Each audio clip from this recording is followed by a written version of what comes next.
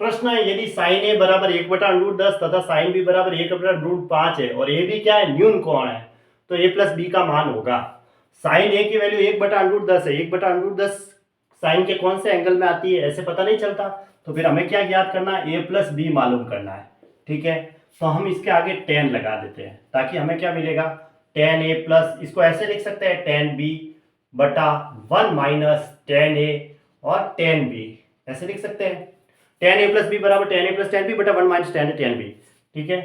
अब tan a की value क्या होगी, अगर हमारे पास sin a की वैल्यू हमें दे रखी है 1/√10 जो कि लंब बटा कर्ण है, अब हमें tan a चाहिए, तो tan a होता है लंब बटा आधार, लंब a के आधार कितना होगा, कर्ण के स्क्वायर में से लंब का स्क्वायर घटा दो, 10 में से 1 गया 9, 9 का वर्गमूल 3, तो 1/3 आया ऐसे। अब हमारे पास साइन b की वैल्यू भी दे रखी है, कितनी है, 1/√5, तो tan b की वैल्यू मैं निकाल सकता हूं, 5 माइनस 1 4, 4 का वर्गमूल 2, यानी कि लंब बटा आधार 1/2 आ गया। अब वैल्यू पुट कर दो, 1/3 प्लस 1/2 बटा 1 माइनस 1/3 गुणा 1/2 बराबर, देखो 3 दूनी 6 और नीचे भी 3 दूनी 6 ही एलसीएम आएगा, तो 6 से 6 कट जाएगा, तो ऊपर तो 5 आया और 6 में से 1 गया 5, यानी कि कितना आया 1, तो tan a प्लस बी की वैल्यू कितनी आई हमारे पास 1। इस 1 को मैं tan को कौन से एंगल में आती है, tan 45 की वैल्यू 1 होती है, तो a प्लस बी बराबर हो जाएगा, इसको मैं tan लिखूंगा तो tan 45 डिग्री लिखना पड़ेगा, तो a प्लस बी की वैल्यू कितनी आई 45 डिग्री। ठीक है, ये वैल्यू आई।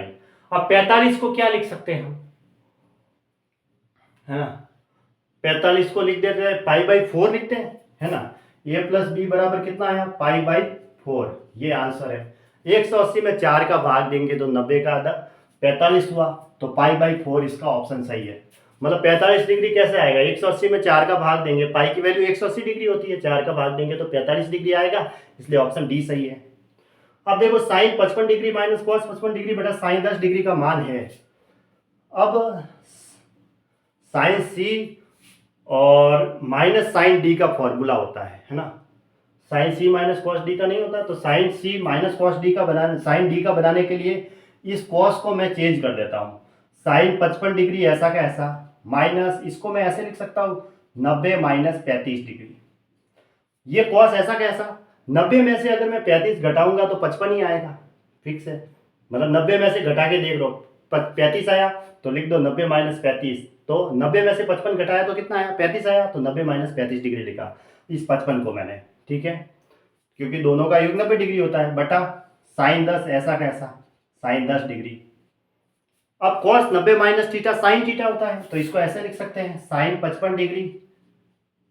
माइनस साइन 35 डिग्री बटा साइन 10 डिग्री। ठीक है, sine C minus sine D बराबर 2 कॉस सी प्लस डी बटा 2 और साइन सी माइनस डी बटा 2, ऐसे होता है 2 कॉस सी प्लस डी बटा 2, यानी 55 और 35 कितने हो गए 80, है ना, नहीं कितने हुए 55 और 35 है ना, 60 और 30 90 हुई है ना, 90 हुई है। ठीक है, 55 और 35 करो टोटल कितना है